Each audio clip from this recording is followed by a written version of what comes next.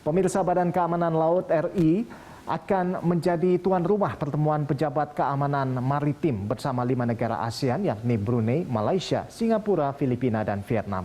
Sedianya forum pasukan penjaga pantai ASEAN akan dibentuk setelah terpicu kebijakan agresif Tiongkok termasuk di wilayah zona ekonomi eksklusif di Kepulauan Natuna.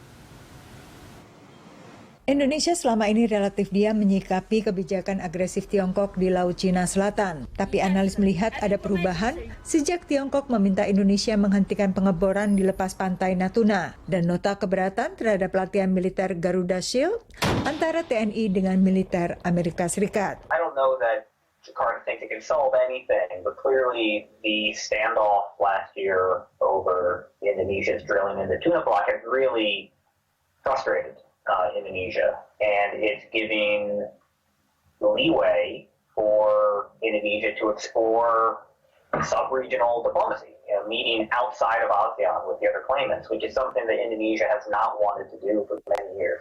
Analis merespon positif rencana pertemuan Indonesia pada Februari dengan 5 sesama negara ASEAN yang terdampak langsung kebijakan agresif Tiongkok di Laut Cina Selatan. Even the claims to the waters where the EEZ generated by the Natuna Islands overlaps with China's 9-dash line claim.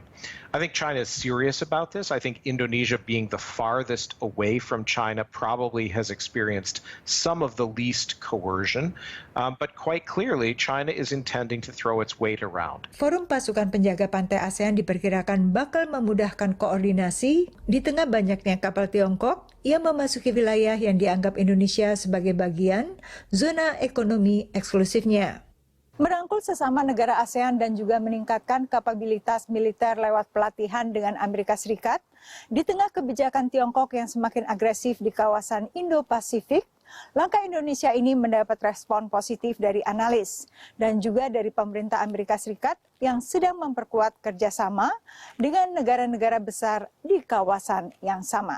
Tapi dalam isu Natuna dan ambisi teritorial Tiongkok, Indonesia terjepit antara kepentingan mempertahankan zona ekonomi eksklusifnya dengan kepentingan ekonomi yang lebih mendesak. Well, because other officials in Indonesia pay far less attention to foreign affairs, they pay far less attention to maritime issues, and their number one concern about China is maintaining good enough relations that Chinese investment flows in to infrastructure in particular, which is Jokow's top priority. Dilema serupa juga dialami negara lain di kawasan Indo-Pasifik. Most countries in Southeast Asia and elsewhere tend to be very cautious. They really, because China's material capabilities are so overmatched for most countries, I think they tend to pick their fights and they tend to stand up for themselves when it's a really core issue, but on some smaller issues they find ways like perhaps not highlighting it, not making it a public issue, and trying to deal with it quietly.